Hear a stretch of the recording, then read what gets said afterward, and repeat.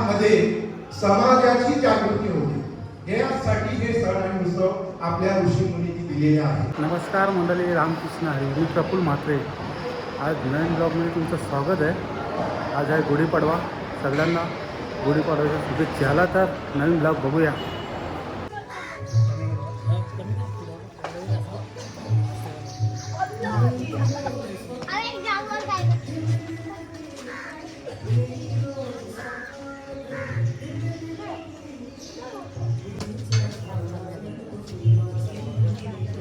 बांधायला लागेल, बांधायला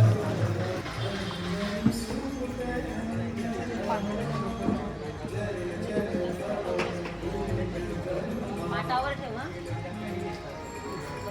बरोबर आहे आणि का बांधायला घे।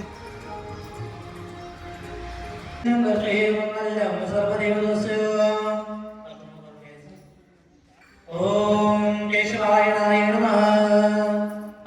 ओम नारायणाय नमः। ओम माधवाय नमो नमः। ओम गोविंदाय विष्णवे नमः। मधुसूदनाय नमो नमः। मंगलम देवताय स्वस्ति न इंद्रो दशवाः। स्वस्ति नंदभूषा विश्वेनाः। स्वस्ति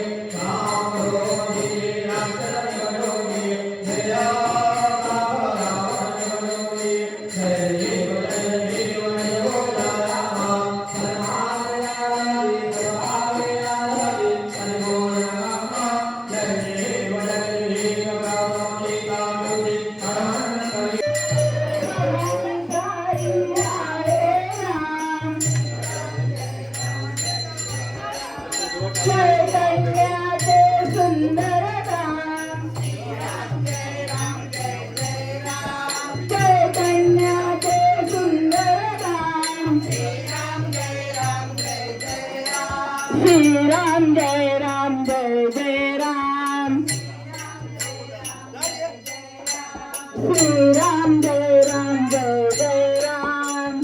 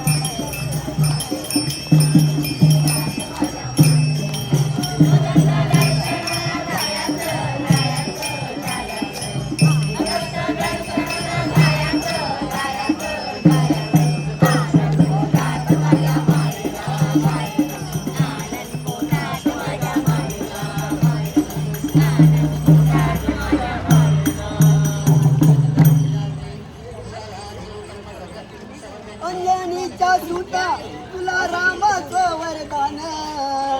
एक मुखान बोला तुला जय जय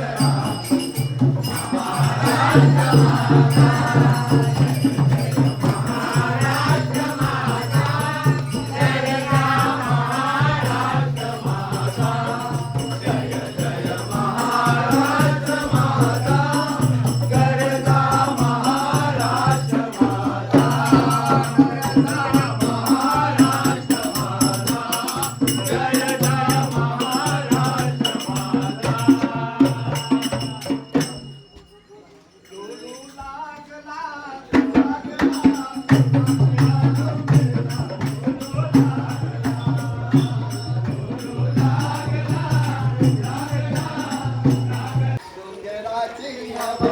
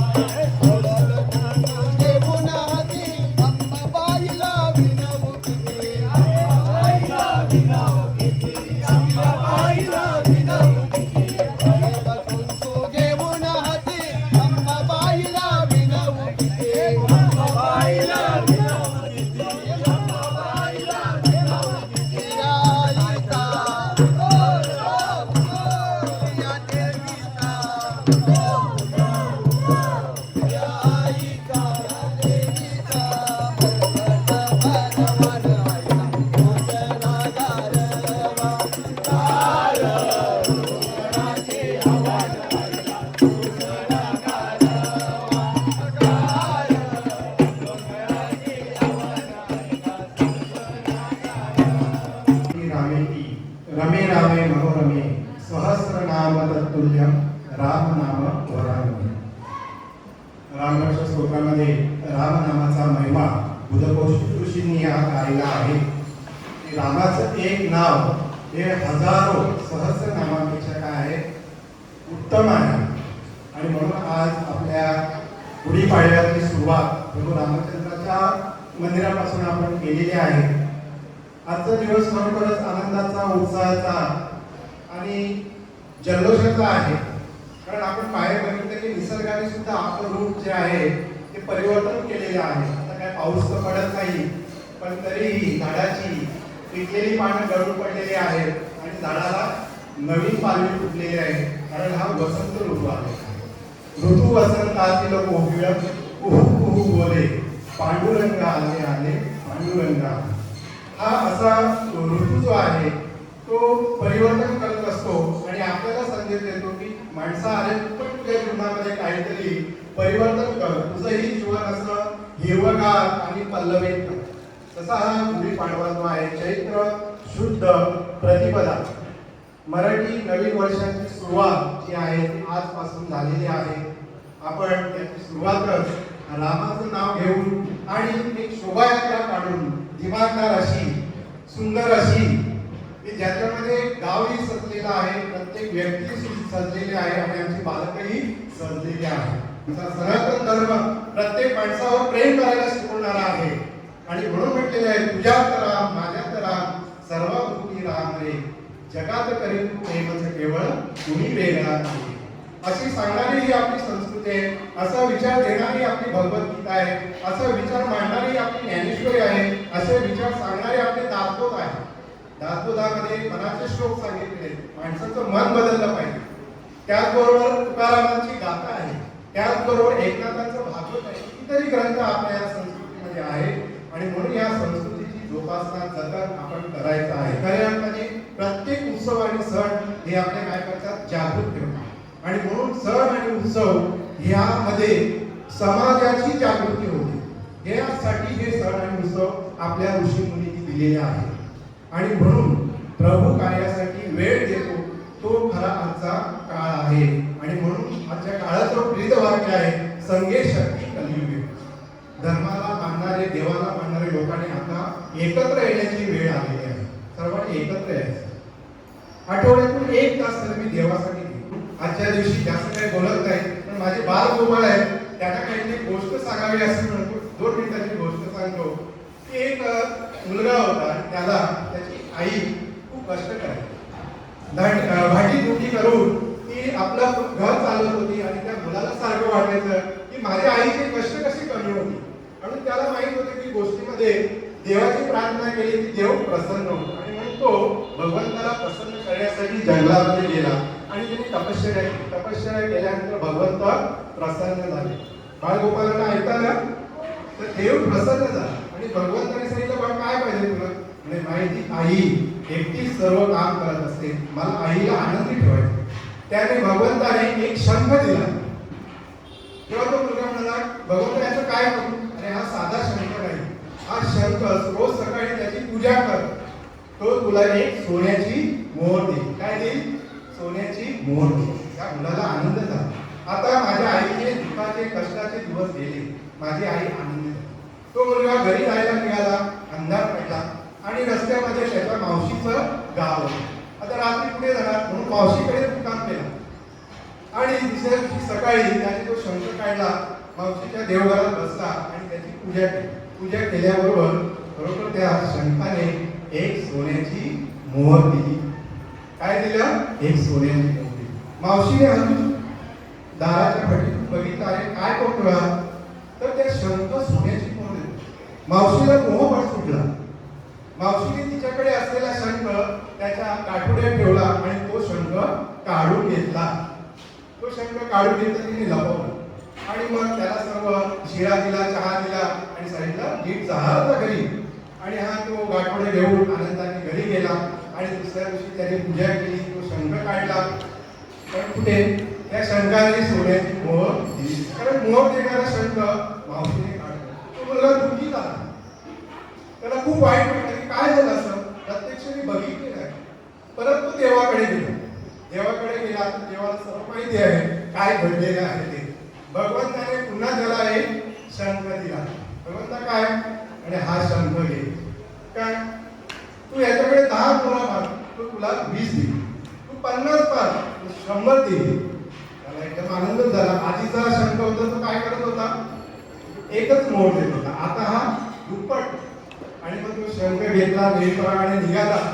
म्हणजे मावशीचं गाव, मावशीच्या घरी उतरला.